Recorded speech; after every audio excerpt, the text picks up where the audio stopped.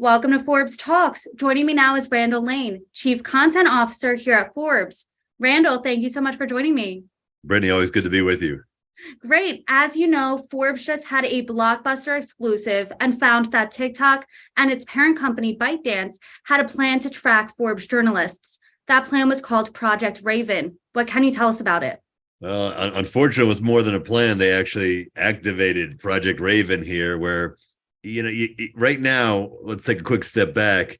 You have everybody in Washington trying to wonder whether or not ByteDance, which is based in Beijing, and last year was the most popular app in the world, should be allowed to have basically access to the data of pretty much everybody under 20 in America, whether that's a good idea. You have a bill that's passing Congress today, most likely, in the omnibus package, a clause where TikTok will be banned on government devices. And at the same time, rather than this kind of being conspiracy theory, we find out that ByteDance, TikTok, was actively spying, not just a plan, but was spying on 3 Forbes journalists to find out, to use TikTok to find out, to geolocate, to find out where they were, and if they were in proximity to other ByteDance employees, to try to figure out who their sources are. So this was a spy operation.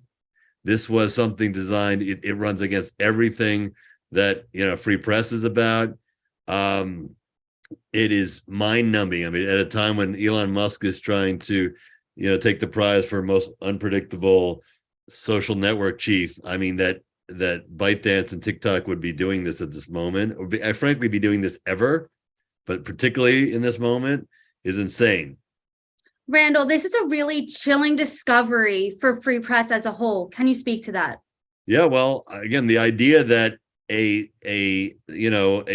app that's basically used by a huge plurality of America, or a majority of young America, that the data that they're using can then be used by the company for, to advance its own interests, or to figure out whatever it wants. And that this is a company based in China, which right now may or may not have the U.S. interests at heart, is really, it's really very damning. It's a damning fact set. And the fact is that we found out about it, not because ByteDance and TikTok called us or called me up and said, hey, we found something out, we're sorry. We found it out because we were leaked internal memos, which they fired one employee and another employee resigned, kind of the fall people for this.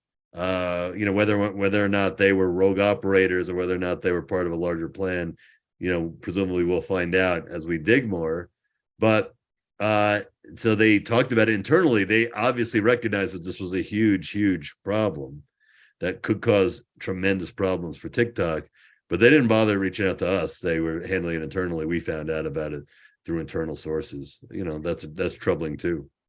Let's talk about that. So back in October, when Forbes first reported ByteDance's surveillance tactics, ByteDance and TikTok did not deny the surveillance, but this was their response on Twitter. They said, quote, TikTok has never been used to target any members of the U.S. government, activists, public figures, or journalists. What do you think of that response now? That was a lie. And we thought it was a lie back then, but they were, again, being very clever in how they worded it. But right, we've had great reporting. Emily Baker White has led us on this and done an amazing job. And they kind of tried to throw us under the bus and imply that we had our facts wrong. We had our facts exactly right. They owe us an apology on that one, and maybe more, given what's going on here. I mean, this is big stuff, and we're gonna stay on this, and we're still waiting an official and direct response from ByteDance to explain their actions. And I think you're going to see a lot of interest on this in Washington. It's exactly what people who are talking about regulator or sometimes even banning TikTok are worried about, and here they are doing something exactly like that. It's really crazy. You're still waiting for a response from ByteDance and TikTok, but what's your message to ByteDance and TikTok? Listen, the message to everybody is that fundamentally, I mean, here, one of the amazing parts about the United States is that journalists are protected to report on things.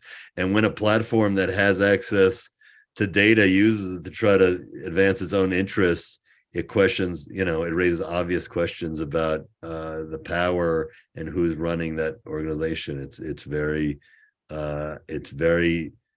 sobering, and it's something we're gonna stay on. But I think you're gonna see a big discussion on this in the country as a whole. It's a major revelation today. It's very chilling, especially because they were tracking 3 Forbes journalists. And Randall, I think I do know your answer, but is Forbes going to keep investigating TikTok? You do know our answer.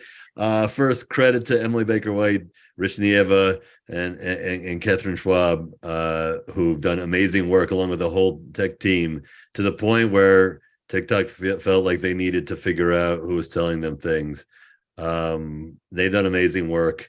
They will continue to do amazing work. We will continue to do the work we need to do to keep the public informed.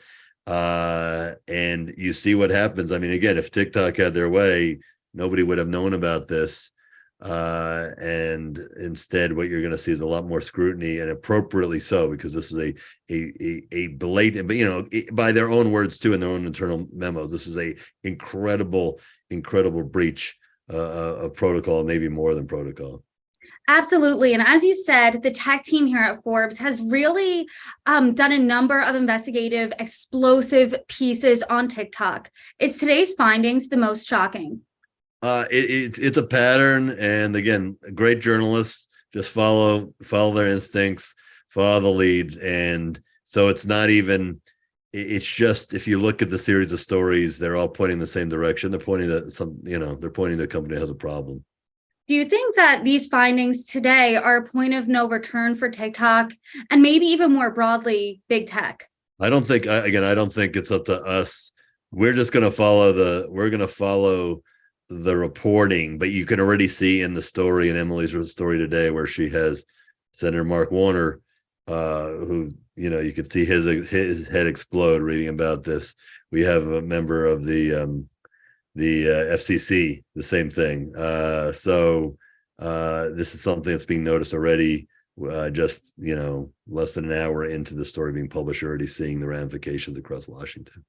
Yeah, definitely. And another Senator Marco Rubio, announced bipartisan legislation to ban TikTok in the U.S. earlier this month, citing national security concerns. So in light of this Forbes investigation, do you think that legislation is a good idea? Well, I think TikTok, you just gave them a lot more ammo, that's for sure.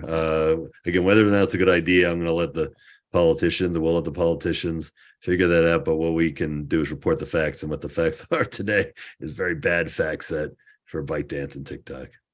Randall Lane, thank you so much. Thank you.